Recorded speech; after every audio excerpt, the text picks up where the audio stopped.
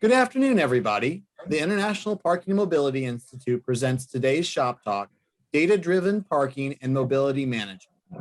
My name is Justin, and I will be assisting Kevin White, CAPP, in moderating today's Shop Talk. As a reminder, today's Shop Talk is being recorded, and we will post the recording to IPMI's YouTube channel in a few days. Before we get started, I'd like to go over a few quick housekeeping rules for today. If you have a webcam and feel comfortable doing so, we ask you to please turn your camera on. IPMI wants everyone to feel engaged and participate, and we would like to see your smiling faces. We want this virtual Shop Talk just to be like our regular Shop Talks, face-to-face and sharing ideas. As a reminder, all participants' lines are muted. We ask everyone to participate. To do so, we ask you to please message me directly through the chat feature. Once recognized, we will unmute your line and ask you to participate. If you're dialing in through the phone, you can press *9 to raise your hand and press *6 to unmute your line once you've been recognized. You may also type your questions into the chat. To access the chat feature, click on the chat icon and then type your question or comment and click send. We will read these to the group again later. And now I'd like to turn it over to Dave Honorato to say a few words. Dave? Thanks, Justin. And good afternoon or good morning to those joining us from the West Coast. I would like to welcome everyone to today's Shop Talk, as Justin noted, data-driven parking and mobility management. I would also like to thank IPMI staff for coordinating all these Shop Talks over the past year. In today's Shop Talk, we will hear about the evolution of our industry daily operation, the critical role that data will play both in our regular business and the future, especially during these challenging times in parking and mobility. We will hear how parking organizations are collecting and analyzing data for practical solutions. I'm very fortunate to have Kevin White of Walker Consultant to host today's Shop Talk. Kevin is considered an expert in the industry, so without further delay, it's my privilege and honor to introduce Kevin White. Kevin? Thanks, David, and thanks to IPMI for allowing me to host this Shop Talk. Thanks to the panelists, and thanks to all of you for joining us today. I'm really excited about this topic, and I think there's a lot to talk about and unpack here. We have an excellent panel joining us today. Using data is really a journey, and it's about constantly working to improve and evolve how you collect data, analyze the data, and actually put the data to use. So let's dive in. Sure, I'm seeing my slides. So some learning objectives here today I'd like to share with you and really lay out there for this session. Define and demystify data-driven management. There's no voodoo magic here. We hope to talk about data in common terms. There's no need to be intimidated by data. Learn how operations are leveraging and benefiting from data. You'll hear from our panelists today about this very subject. Understand key considerations of a data-driven approach. Evaluate how your organization can benefit from data, and focus on data that matters and that you can gain value from. This is really critical. We'll be talking about distinguishing between data noise and useful data and really figuring out how to leverage that data in daily decision making. Next slide, please. So just a little bit of background before we launch in. Data is something that I've talked to a lot of folks about. I've had a lot of conversations about this with cities and operators. It seems like we're inundated with data these days in all aspects of our lives, and this is certainly true in the parking and mobility realm. With sensors, camera-based technology, mobile applications, access control systems, you got enforcement, LPR, technology used to manage parking and mobility systems, both for customers and for operators. So I wrote an article in the April issue of Parking and Mobility focusing on this very topic and sort of reflecting on why did I write this article. It seems like everybody talks about data. We have a lot of vendors on here today. I'm sure vendors talk about data a lot. They promise reams of data. There's terms like backend systems and APIs and dashboards that are thrown around a lot. Those terms seem to have become commonplace in our industry. But I think when you talk to people, people are often overwhelmed by data and they don't know really where to start, what to look for, or how to actually put it to use. It's one thing to collect data, but how do you actually leverage it for strategic and day-to-day operations and decision making? I think some operations lack the systems and processes or even the personnel to really collect, analyze, and use data. And I think using data in a meaningful way, it's not an all or nothing proposition. I think it's really a journey. It's about really constantly improving and moving forward and really doing what you can to customize, the approach that you have with data to your specific needs and to your specific limitations. So a few of the broad themes I explored in the article, understanding data inputs, what can you collect or what might actually be available to you already, identifying and ignoring the noise in data, how to actually sift through it and figure out what's actually useful. We'll kind of dig into that a little bit more today. And developing a customized data plan that fits your needs, your capabilities, and your limitations. So we'll talk about that as well. And finally, I think the most critical point, because you shouldn't just collect data for data's sake, truly finding value in your why in the use of data and really integrating and embedding the collection, analysis, and the use of data into your decision-making processes on a day-to-day basis, on a month-to-month basis, and on a year-to-year basis. So next slide, please. So I'd like to welcome a distinguished panel of practitioners here to help us with the conversation. I think each of these individuals is at a different stage in their data journey, and that's okay, but they all bring a unique perspective to the table here today. So Keith Hutchings is the director of the Municipal Parking Department for the City of Detroit, Michigan. Keith is a creative and visionary leader and is leaning heavily on parking mobility to help the resurgence and vitality of the great city of Detroit. Robert Farron is Assistant Director for Parking Services for the City of Columbus, Ohio. Robert's an industry leader and currently sits on IPMI's Board of Directors. Robert and his team in Columbus have led the way in recent years with work in virtual permitting, parking benefit districts, promoting access and mobility, and most recently pushing dynamic new ways to manage limited curb space, which is a really interesting topic. Chris Lechner is Assistant Director of Data Analytics and Strategy for UCLA, where he leverages data to efficiently manage the university's parking and transportation program. Chris and his team have recently deployed daily parking options at UCLA to help balance and manage parking demand while promoting flexibility, especially during this time we have going on with the pandemic. And certainly last but not least is Scott Lee. Scott Lee is the CEO of IDAX Data Solutions. IDAX helps cities acquire data, implement strategy, and develop analytics for parking and transportation. Scott and his team have worked with the city of Seattle and others on parking and curbside management initiatives and have recently launched an integrated platform called Turnstone, which securely stores, warehouses, analyzes, and models curbside data for management and operations.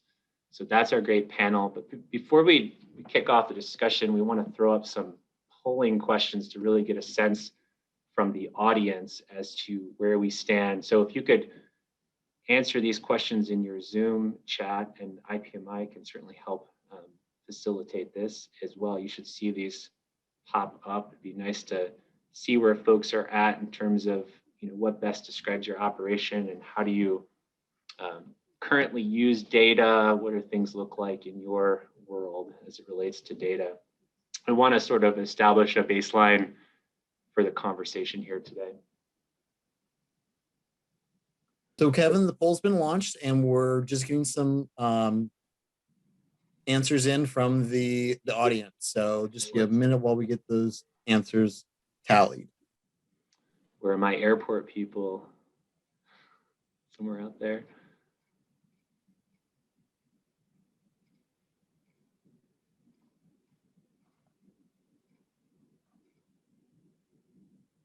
For those folks that are saying other, if you'd like to throw in the chat, what types of data you're collecting that maybe aren't on that list, and number 4, that would be helpful.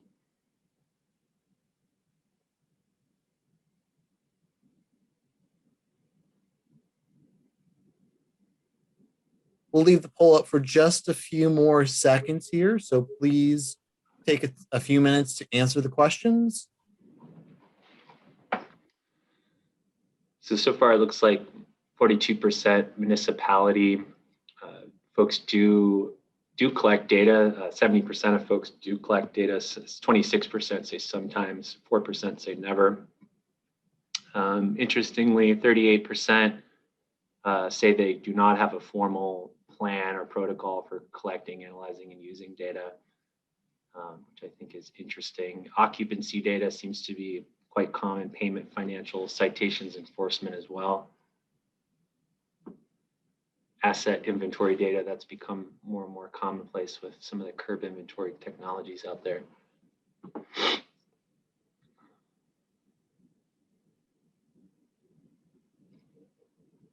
All right. Excellent. So we're locked in here, huh? We are locked in. Okay, so it looks like the majority are municipality, although we do have good representation, university, college, and other. I imagine there's definitely vendor friends are out there. Like I said, most folks do regularly collect data, although some don't, which is okay as well. Interesting. It's very interesting to see. Thank you for the feedback there. Excellent.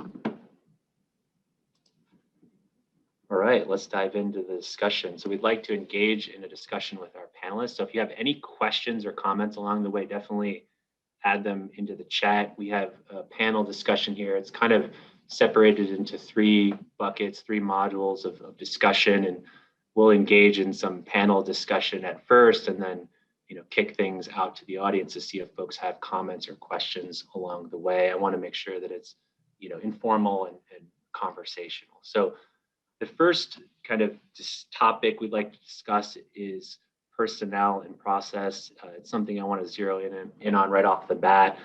This notion of staff, personnel, and process when it comes to the use of data, actually putting data to use in helping with parking mobility operations, because I think that's really what it's all about. I think there's a lot to think about here. What is the plan and process for how data is collected? How is it stored? How is it analyzed? How is it actually used? Do we develop reports? Are we looking at things, day to day, hour to hour? Or are we looking at things more on a month to month or annual basis? Who on staff is actually empowered and knowledgeable enough to engage with data? And how are we actually integrating data into our decision-making processes? So I want to kick this off to Keith, and I wanted to start with you and ask you, when you think about pulling and using data from existing platforms versus going out and collecting new data, how do you approach this in Detroit? What's your process for data collection and use in your city and your department? That's a great question, Kevin. Thanks for asking that of me. In Detroit, it's not as maybe straightforward as with other municipalities. We're only about 7 or 8 years into having more sophisticated equipment, but we still have a legacy staff that maybe doesn't have the same type of experience that you would think you would typically have when you have more sophisticated equipment. So whenever we're looking at pulling data, we have to make sure that I typically have to think through what we're trying to accomplish, how we would pull the data to get the right type of information, and make sure that's communicated in very specific ways, so we end up pulling the right data. Unfortunately, and this will change over time, while the equipment and the data is now much more sophisticated to give us really insight into the operations, we still have a learning curve for staff, and that will change and improve over time. But we have to, first of all, have a really good plan, then understand our systems and what we can pull directly, and then what we will have to maybe merge and manually analyze to be able to get that information. Are you doing that on kind of a ad hoc basis as questions come up, or are you sitting down, month to month basis or annual basis to kind of strategically map out your data collection? In both instances, we do those things. When it comes to operations, those are looked at daily and weekly and monthly because there's matrices we're looking at to make sure that something hasn't changed and we don't have a glitch in our operations. But as we come up with different business needs, we will do those more on an ad hoc basis. Interesting. And I guess, Robert, I'd kick it to you. You and I had a conversation before, and you said some really interesting things about how you're pulling data. And, I talked to so many people, it's like, we're getting all of this data, but what do we do with it? How often do we sit down with our teams and actually look at it? And what are we looking for? And how do we actually take a key performance indicator or a KPI and base a decision on that particular KPI? So can you just kind of walk through how you handle data once it comes into your shop? Sure, thanks, Kevin. Here in Columbus, like many parking operations, we have data feeds from all of our vendors, and I'd say, we're still probably more data rich and information poor to a degree, but we create this monthly report, and our staff loves it. They probably love and hate it, but we are asking each of our section leads, whether it's in enforcement, our permits, our meter operations team, our policy team, to pull down the data from our various vendors, compile it into a report, and then share it and compile it in a way that really it's actionable. And it's really to try to answer questions.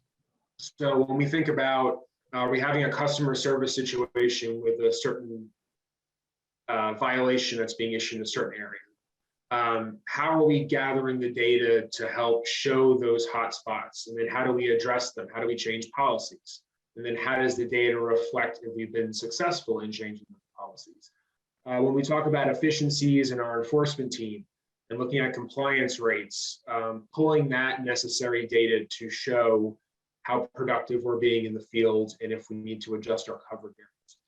But what I like about our process is that we're looking at it on a monthly basis, but then throughout the month, we're checking in with our teams and asking them for the trends. We're asking them to continue to look at those reports and say, what are you seeing? What have we changed in the field? And then how is that reflected in the data? And then we're having each section cross collaborate so that if I'm in my business office section, I'm not just focused on permits. I'm also seeing what's going on the enforcement side, or the meter operations side.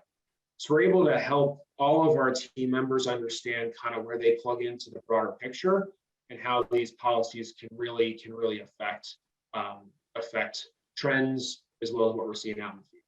It's really interesting. And Chris, I guess I'd like your perspective from the university environment and just kind of understanding your process, and also just want you to speak to the notion of personnel. I think a lot of operations and owners and clients that I talk about, well, we don't have anybody on staff that really knows how to use GIS or knows how to take data from IPS meters or Passport or whatever other pay-by-phone model we're using and kind of make sense of it. So if you could just speak to kind of the notion of personnel and staffing expertise and also kind of your process at UCLA. Yeah, thanks, Kevin. So, I've heard it said in the past, personnel dictate priorities, right? It's a really good way of seeing what are your actual priorities in an organization. And for UCLA transportation, our challenge is really significant around making sense of the inventory we have. We have about 22,000 spaces and falling, and pre-COVID, we were encountering about 80,000 people coming to campus in a day. And so, how do we manage that? Well, a huge amount of effort goes into getting people out of their cars, but then with the ones who are going to drive, we have a really complicated math problem on our hands. How many permits do we sell into which structures? How do we make sure that our customers are getting a predictable experience? Just to give you an idea of some of the things we're looking at, we've got 97% occupancy at peak. Some of these structures are running at 1.8 oversell ratios. And so, there's just a ton of difficulty there. If we don't sell a permit, we've got an unhappy customer who's not allowed to park. If we do sell too many permits, we've got people driving around campus, greenhouse gas emissions, unhappiness, and all that. So for us, our analytics department is really a necessity. If we can squeeze an extra 1 or 2 or 3% capacity out of our system, we pay for ourselves pretty quickly. In not just dollars, but also in our ability to get customers to be more happy. Excellent. I also do just want to note that there are different levels of data analysis that we're all probably familiar with. Open a system, run a report, look at it, right?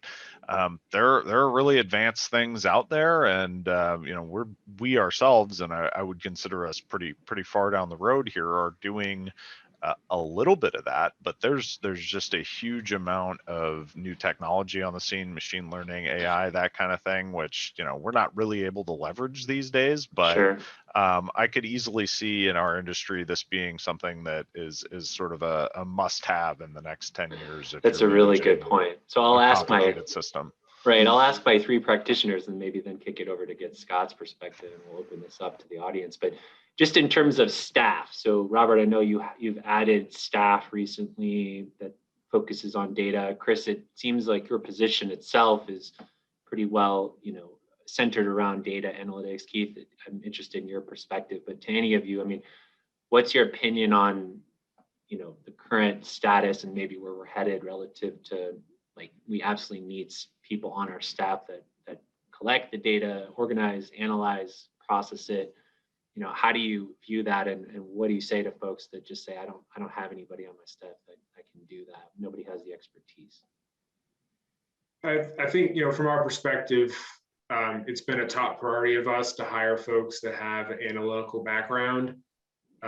We always say, you know, we can generally teach them the parking industry. It's that analytical background that can help us provide, can have that value add to the operation. So, you know, we've made a priority to have GIS experts on staff and analysts on staff to sift through the data to help make better decisions. That being said, you know, we're working in CSV and Excel files. I mean, we're not in the amount of data we're getting, we probably could be more efficient.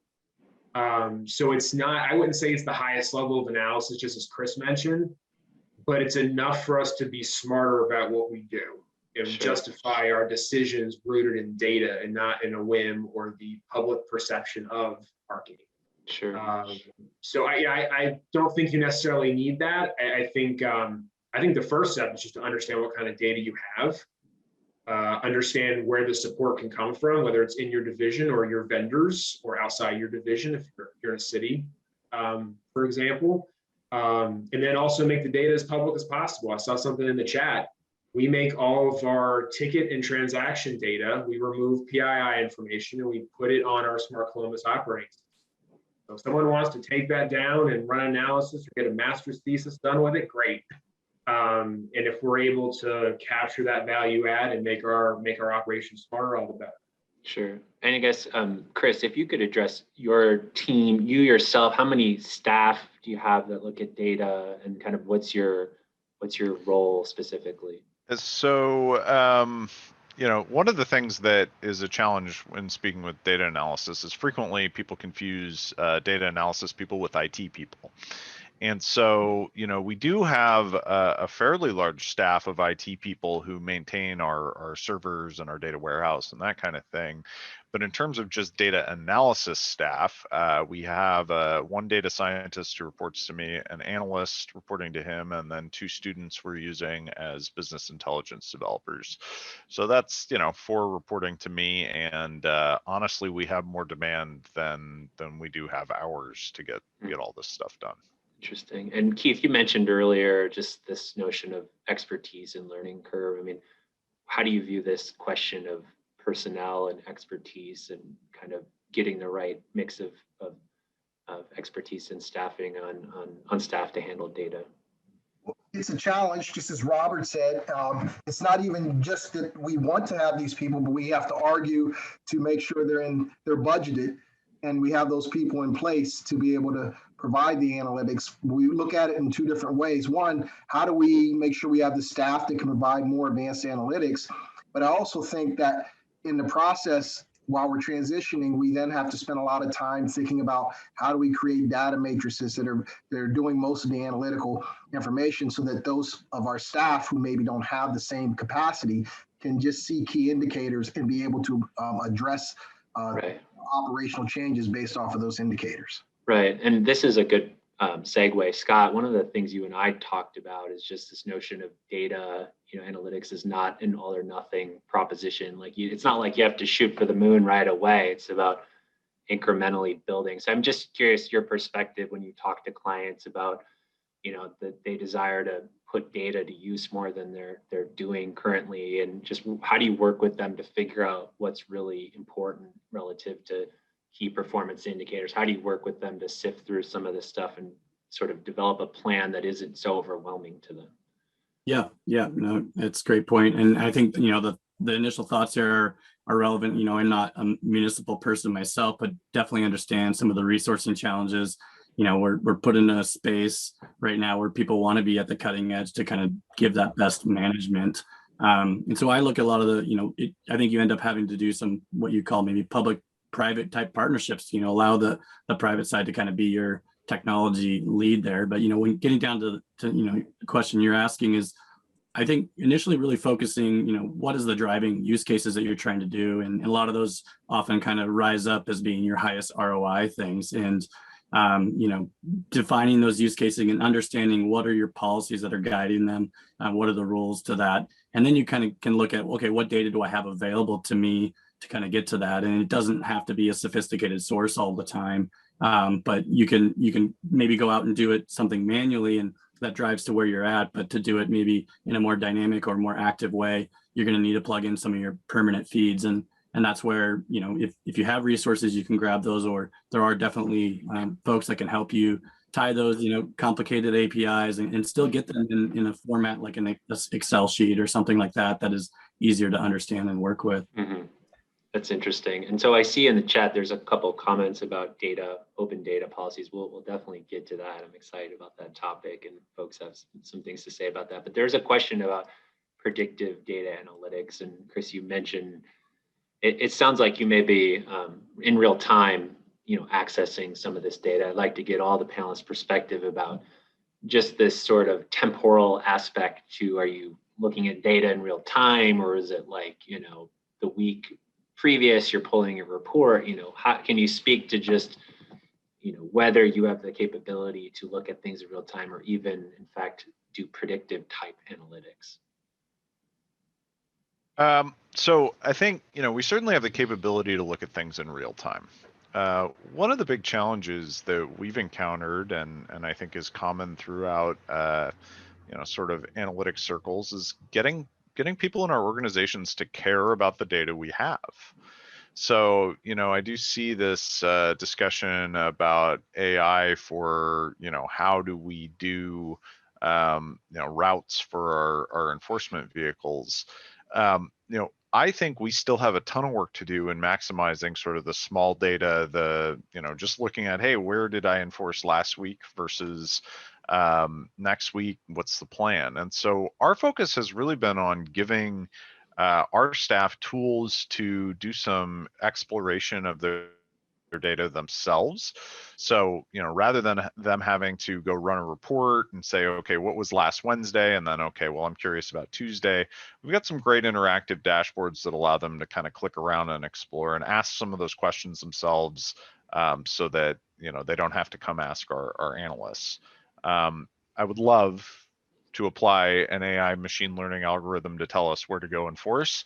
But I think, right now we're trying to just unlock the power of the data that's there at our fingertips already. Got it. Interesting. Well, I'd like to invite the audience, if there's any questions, even if folks want to speak out loud and unmute themselves, about this topic of process and personnel and data sources before we shift gears. If anyone has any comments or questions, there's a question here for Chris. Does UCLA post parking occupancy data on the campus website or app that people can decide which facility they'd like to park before they arrive on campus? So the short answer to that is no, but we actually do take great pride in providing a very predictable experience. So you can actually decide which facility you're going to buy on a day-to-day basis, and purchase it from home. And then when you drive in that space, we're not 100% perfect, but probably 4/9 of the time you're going to be able to find that space when you drive into campus. So we don't really have a need for any sort of public facing occupancy boards. So we don't do that. Have Keith or Robert, have you guys dabbled with either predictive analytics or real-time analytics at all, pushing information out to customers?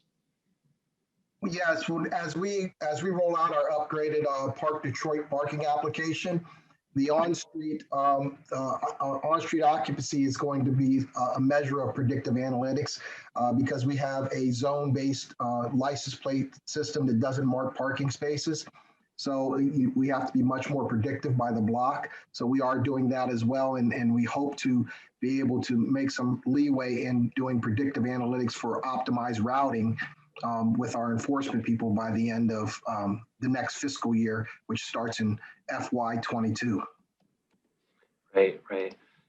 Here in Columbus, we worked with our Smart Columbus team, as well as Ohio State University, on creating a predictive algorithm using payment data from our data sources, kind of put it in the pot and spit out green, yellow, red predictability of parking availability by zone that now you can see on the Park Columbus app. And of course, where we have sensors in the ground, we're showing real time by zone, by block information. So, and that tool kind of learns from itself. And as you get more information, it becomes smarter. And some of the challenges with that, of course, it's the data we put in is based off of typical trends in parking. So when an event like COVID happens, you have to retrain the algorithm, and you have to start to either accept less accuracy or change the timeframes in which that algorithm is looking back at historical data. So we launched it in the middle of COVID, and we learned a lot. It was kind of a soft launch for us, but some of the things to think about if you go the predictive route, which of course is definitely more economical than putting sensors and cameras in every space. That's really good. So some of the comments I'm seeing, Andrew Sachs, I also collect data on digital marketing and how customers find my operations. Brett Wood, data that has been really relevant just lately includes permit usage by customer to see how people are returning to work after or over the past few months and to find trends for usage. There's some comments here about cities we work with in Australia have open data policies where curbside data and the APIs are published on an open data portal for third-party use. We'll get into that a little bit. There's a question about predictive analytics, which we addressed. There is a wonderful comment here from Mike Esty in Seattle, and I'm wondering if Scott Lee can talk about, Mike says, in Seattle, we worked with IDAX on a model of blended transaction data and traditional parking study data to derive a predictive occupancy model that drives our quarterly on-street rate adjustment. So I wonder if, Scott, you can maybe speak to that. Yeah. And I'd invite Mike to chime in if he's interested. Yeah, that was some research that was started before the COVID events, and I think came to benefit when that really happened and really understanding. But what we're doing is pulling in transaction data, it's as well as all the assets that we can, some other data around land use and such, and then really looking at that data and then going out and understanding what's the actual field behavior, what are we not getting out of that transaction, whether it be ADA, not transacting, non-compliance, those types of things, and understanding it on a behavioral level, then looking for, we watch that then feed that we're kind of the model that we're creating, and looking for drift and signs of behavior changes. And so I think this was kind of exacerbated with what happened with COVID is, we can have a phase change or something like that, and we're seeing large changes in the parking behaviors. And so this model then allows us to, we're able to collect less and less data. We're noticing we're using different methods, whether it be actually going to the field or trying to obtain, satellite imagery. There's some different things that we're looking at there, but you don't need to cover the entire zone. You need to capture a fraction of it.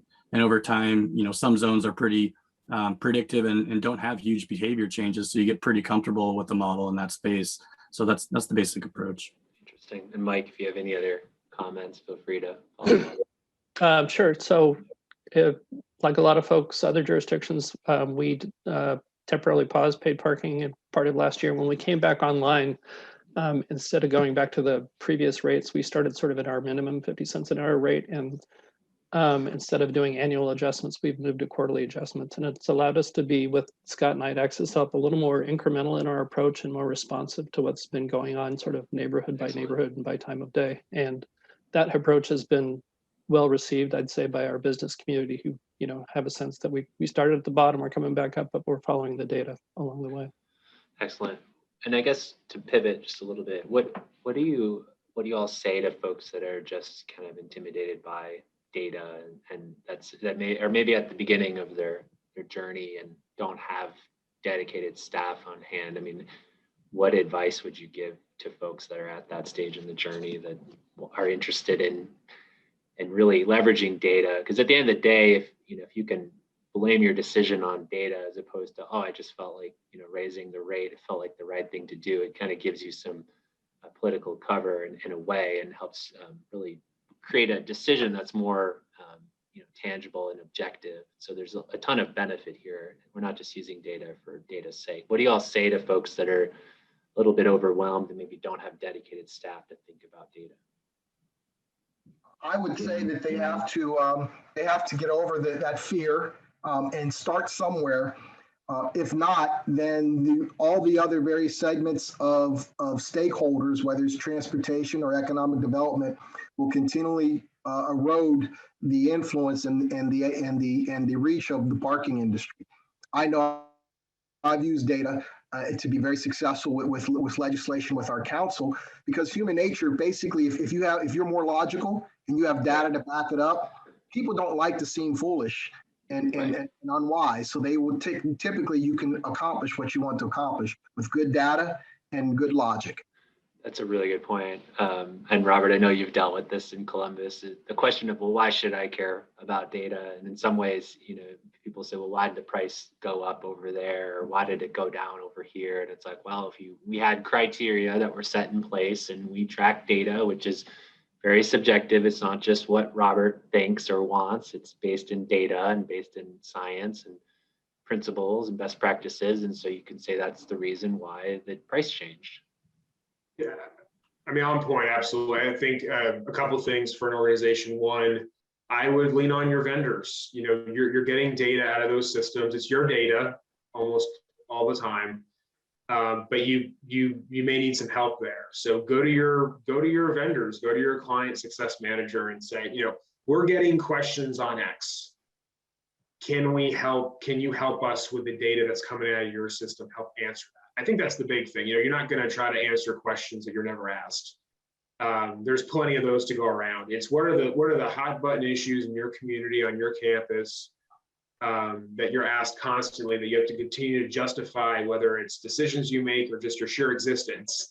And then go to vendors or go to your peers and say, we're getting asked this question repeatedly. What have you done about it?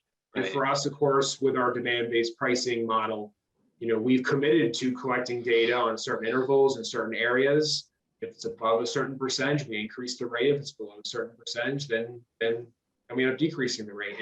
And then being transparent about those decisions, so that your customers may not like the answer, but at least they understand. Right. So just to pivot a little bit, just this notion of data challenges and opportunities. I think when I look at data and think about it, sometimes it feels like I'm drinking from a fire hose. Often, we request information when we're working on projects with clients, and it's just like it's like the Hoover Dam opens up, and they send us 1 month full of transactions in an Excel file, and it's 50,000 rows long, and that's just 1 month. And so I'm curious, Scott, I think maybe let's start with you, just this notion of noise in the data. This is a topic that I hear a lot about. It's like, well, how do I figure out what I actually care about? And it's one thing, we also talk a lot about key performance indicators. So trying to come up with a metric, whether it's, average dwell time on an on-street block face, or average occupancy, or something related to citations. How do you work with folks to figure out what's actually useful and what's just a kind of a waste of time for them?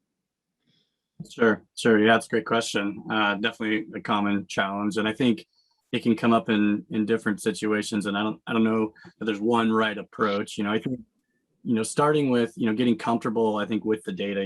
Meaning I think it's been alluded to in this conversation already. Just getting into it regularly, and regular observation will help you understand initially what may be relevant or not. And I think there's some caution to that. I think sometimes perceived noise might actually be an indicator of something you're not aware of. And so, investigation of those things can be important. If possible, as you enter into that new metric and you might be bringing on a new data feed, you really want to work to understand, either with the vendor where the possible gaps could be, and when you're seeing variability, really checking in on that right away. The good old fashioned trick of, just going to the field and actually watching and learning, I think goes a long ways. I think, sometimes that's overlooked a bit. Data validation of new feeds is definitely a thing that kind of gives you comfort, can kind of put you in a bandwidth of, understanding that data. And really over time, it's that situational awareness. I think the consistency of working with it and, becoming more comfortable with it to understand, at the end of the day, if there's something you want unfiltered or to filter out, that you do. Right. This is related to something I want to ask Robert, and then Chris, I want to get your perspective. But Robert, you're embarking on a new dynamic, exciting way to manage your curb space, particularly as it relates to commercial and passenger loading zones. And I think well aware that you're going to be inundated with even more data, I'm sure, in the months and years ahead. I mean, how are you guys thinking about sort of managing all of these new data inputs in a meaningful way around, because we talk a lot about curb management, and with every layer of the curb management onion, there's more and more data with sensors and the whole 9 yards, cameras. How are you guys looking at managing all of these new data inputs? Sure. So as Kevin said, we've tested out some different technologies and work with partners on more actively managing our loading zones. We did a pilot with curb flow back in late 2019. We actually started to get some visibility into how loading zones are used in the city. And the vendor community brought forth third-party data to establish where zones should go. And so we're able to use that data now to better understand who's using the zones when, different cross sections of whether it's on-demand food service or traditional freight, passenger pickup and drop off. We're able to start to have more insights that makes our operations smarter about where does the next zone go, or how do we modify a restriction price structure. For us, we know we're going to start getting a lot of data. And the RFP we have on the street now out to market to kind of figure out this solution at scale, we're asking for a lot from the vendor community on how to manage that for us, quite frankly, how to provide the tools for our team to make those necessary decisions. I think what we've learned is it's one thing for these systems to produce the data. Of course, they have to figure out what to do with it. So we've taken it a step further to say, not only are you generating that data, we need you to make those decisions based on that and give us some more actionable, data, and lean a little bit more on the private sector. That's probably a little more nimble than we are. So we're excited to go from having 2 signs that say loading zone, no parking, and it's free, and it becomes used constantly, to start getting some visibility on who's using the zone, when, where, and then making decisions based on. You said some of this. You said this earlier, sort of leaning on the vendor community, and I'm sure the vendor community out there invite you to chime in. But part of your process is working with them on the planning side of this project to kind of figure out how it's all implemented and sort of what those key performance indicators are going to be. Before this all rolls out, there's a process to sort of tease out what types of data and information do we actually care about, and do we actually want to see? Is that fair to say? It is. We see a benefit to leaning on our private sector partners to gather and aggregate that data in a place where, at least sitting in the city, folks are reluctant to give us that data, and I understand why. So having that intermediary, whether it's a vendor or institution of higher learning or a think tank, to help aggregate that data, to make decisions on where zones go, how you evaluate the success or failure of that zone, and then helping us to set up a process by which we establish those zones moving forward, as opposed to the ad hoc nature we typically do now, which is based off of more perception than reality. Exactly. And so, Chris, I'm interested in your perspective and how you handle the fire hose of data. And then I want to pivot to Keith and ask about a very common problem that I hear all the time. So, Chris, how do you manage the data fire hose at UCLA? So I think, generally we start with a problem. And so, I see Brett on the call. We had a problem several years ago with trying to say, okay, we're going to have changing conditions at UCLA. There's a subway coming. There's, things are going to be different. Should we, can we afford to maintain our current infrastructure until we have an anticipated increase in uptick in public transit ridership, right? And so that problem requires a different level of information, a different level of precision from our day-to-day problems of, hey, can I sell 5 daily permits into this lot, or can it be 15? And so we do have huge numbers of data points on all these different issues and different problems, but generally speaking, we're starting with, hey, what's the problem first, rather than starting with, hey, we have this data, let's see what it tells us. Now, there are exciting things happening in the world of, let's see what the data tells us, rather than us ask the question of the data. But that is a huge investment in infrastructure. It's a huge investment in expertise. And frankly, I don't see our industry as being quite ready to fully leverage a lot of that stuff. Interesting.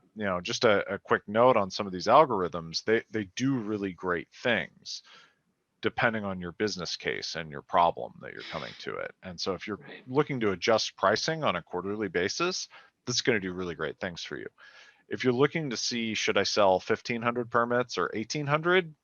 I'm not sure that I'm ready to trust an algorithm to tell me that. So I think that's really, for me, it's use case dependent on what data we analyze. It's a really, really good point. I like that, kind of customizing it to what we actually care about. So pivoting a little bit to Keith, I hope I don't offend the vendor community out there. The vendor community is always innovating, and certainly we appreciate that. And it's an absolute critical part of this industry to help drive success and mobility and access and equity. But something I heard from you, and something that I hear time and time again, is I have all these platforms. I have a citation platform. I have something that handles adjudications. I have something that handles permitting and payments and inventory and all of these things on street, off street. And we've acquired all these platforms ad hoc over the years, and nothing talks to each other. And I get all these streams of data. I have 5 backend portals that I have to log into, and nothing's integrated, nothing talks to each other. So I'm just curious, can you share a little bit about your experience here? And if there are vendors out there, we would invite, or other folks, practitioners that have similar questions or workarounds, we'd like to open up a little bit of a dialogue on this in the time we have remaining. Sure. I just want to say that I find the vendor community critical to being able to execute what we need to do. There's no way our city could develop and maintain the level of technology and data without the private sector. So they're critical. But what I have found is that there hasn't been one entity that could do it all well. Not yet. I think in the future that may be the case, but I haven't found that to be the case now, which requires you to have multiple vendors integrating. And the challenge is your data it's in multiple places, so it's harder to really analyze everything because it's not all in one location. But I do look at it in 2 different ways. From an integration standpoint, we have found that it's better to make one-to-one relationships with data going in one location, because it's easier to determine what a problem is whenever there's only one data only going one way. But I do think that we are looking to find the right fit to maybe have one data integrator that we have the feed for technology and for data rather to go to that one location so we can better analyze everything together. So I think you have to look at it 2 ways. From an operational standpoint, I do think it's better to have data flows separated so you understand clearly when something's wrong, where it went wrong at. But from a data management standpoint, we do have to find that one integrator who can manage all that in one location. Right. Chris or Robert, do you have any comments to that? Yeah, I mean, there's a huge industry around solving this problem. I mean, we use Tableau as our business intelligence tool that does address this problem. But we all have dozens of systems, and some of them don't talk to each other, and frankly shouldn't talk to each other, right? It wouldn't make sense to put data from one system into another. And so this concept of having a platform where you can get all of your data into one place for analysis is something that I think really does yield a lot of significant benefits. You can look at stuff across platforms, across systems, but it is an investment. It's an investment in time, energy, and effort, and it's frankly expensive.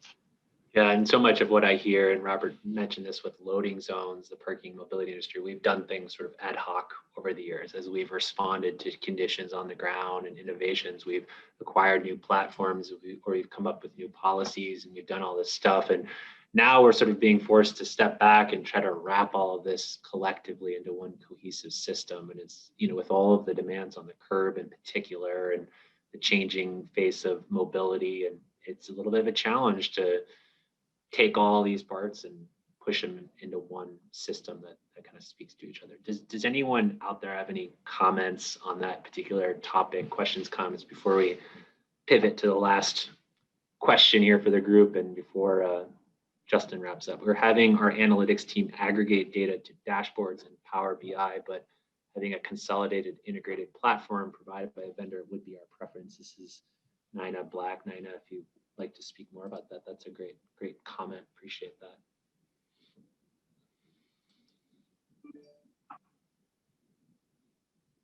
Any other questions that are folks dealing with similar issues? Head nods.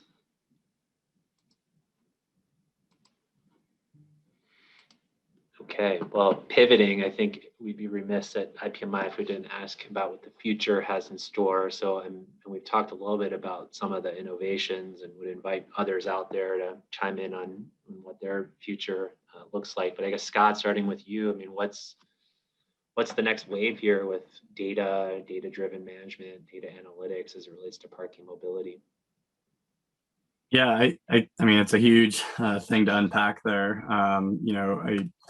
I really feel like, first off, as a consumer, it's like, what do we expect? And, what do, as we kind of move into the future? And I think those things really focus around some of the concepts around, mobility as a service, and really that reality of being able to transfer through our different modes in our cities and locations with seamless transactions. And so, from a curbside management perspective, then this really starts around, having good management of the data itself, being able to react a bit quicker, and really expecting even more feeds representing various modes and technologies, which is going to just kind of increase that fire hose that, you alluded to. And so really, there are new technologies that are allowing us to make these things, a little bit easier. I think, transitioning to some new ways of storing and managing data, and moving from trying to get out of the manual processes and some of those things that kind of tie things up and don't allow us to move on are a big thing in that future of data analytics. But I think that, the last question really touched on a lot of the things that I think where a lot of the ground needs to be made up is bringing these systems together to allow for this dynamic management in place for everyone. So you mentioned this notion of kind of a single platform for a mobility consumer. I hear that question a lot, integrating transit payments with parking payments with micro mobility. Are there folks out there that have experience with this, either practitioners or otherwise? It seems to be the holy grail, and unfortunately different entities are using different payment portals and data standards, et cetera. Are there folks out there that have direct experience with kind of single integrated mobility platforms? I'm sorry, I wasn't sure if you're asking the audience or myself. You and the audience, sure, yeah. Solution, that really does all of that. Personally, I've not seen it. I think, whether it's a pipe dream that we, somebody really can pull all that together, or maybe it's just partnerships between folks that are focusing in different spaces that can kind of interlink. So, as a person or an identity, I can work through all these platforms together. That might be more of a path. Great. Chris, you have a comment there? Yeah, it just, one thing that I think is definitely true of all of our operations is that they're located at a particular place, right? And so we all have different transit agencies, we have different challenges and different, facts on the ground. And so I think, one of the challenges there is that, comparing one operation to another is very difficult in that environment. And I think that also applies to, trying to unify a payment platform. we're being moved to a different student payment platform, for instance, right? And so if we spend all the time, energy, and effort to unify our parking and transit payments centrally, the school tells us we have to use this new payment platform for students. So there's just, a huge number of challenges in unifying this stuff. And that's where I think we've taken the approach of, let's have the expertise to make sense of whatever it is, and just really try to be nimble and react to whatever comes next. Right. So quick comment from Aaron Paluba, Sound Transit here in Seattle, our next generation Fair Media payment card will have that option available in a few years. Interesting. So Keith and Robert, any parting words before we kick this back to Kim and Justin to wrap up? I know we could probably spend another hour or two on this, but unfortunately all good things have to come to an end, right? Well, Kevin, I'm excited about the future. To this question about integrating, we are this summer will launch our new app, which will integrate payment for public, private, on and off street, micro and public transit, as well as events. And I believe Robert is moving in that direction as well of Columbus and the curbside. But also the real exciting part of that is it's not, and with these public-private partnerships, you're talking about access not just to parking and mobility, but the same possible access point into buildings, into services, and preparing us for 10 years down the road when we have AV vehicles that are now, we have the infrastructure to automatically talk to those vehicles as they're moving and speak to a parking structure and park themselves together and have unlimited capacity to integrate not just services, but transportation, parking, and have unlimited data to be able to make decisions and understand how to improve the lives of consumers, as well as improve the bottom line of municipalities and customers and entities. Robert, you get the last word. Wow. Well, I will be brief so Justin doesn't get anxiety about going over time here. Two kind of parting shots. One thing about data standards. And there's some partners out there like the Open Mobility Foundation, APDS, and others that are kind of circling the wagons on data standards, because it's going to be hard for us to scale any of these kind of solutions if we're all speaking different languages. Yes. Number one. Number two, search out unexpected partners, whether it's nonprofits, higher education institutions. There's some unique partnerships out there where you can provide data and be transparent about it, and let them figure it out, let them dig into it. Don't be shy about sharing data that of course, PII notwithstanding. So think outside the box on what those potential partners could be to find solutions. Excellent. Thanks, Robert. And thanks to the panelists. And Justin, you get the last word. Thank you, Kevin. Thank you again to Kevin and the panelists for being with us today. I do want to encourage everyone to continue this conversation. You can do so by going to the IPMI forum at forum.parking-mobility.org. And we're also going to remind you about our Shoptalk coming up next month on June 2nd. It's going to be a conversation with Robert Farron and Brandley Stanley from Las Vegas, talking about CURB and what they've done in their cities. So I also want to remind everybody that registration is now open for IPMI's Parking and Mobility Conference being held in Tampa. The conference will be held on November 9th through December 2nd in Tampa Bay, Florida. And I also want to remind everybody that IPMI does have our Stay Connected features for all of our members. We are offering free trainings for all members via our frontline training now through December. We are also offering transitional memberships for any individuals who are in that transition. But we also want to invite everyone to join us, and we want to thank you for your membership, your support, and willingness to jump in and connect, and your dedication to the industry. So with that, I want to thank everybody for attending. You may now disconnect. Thanks all. Take care.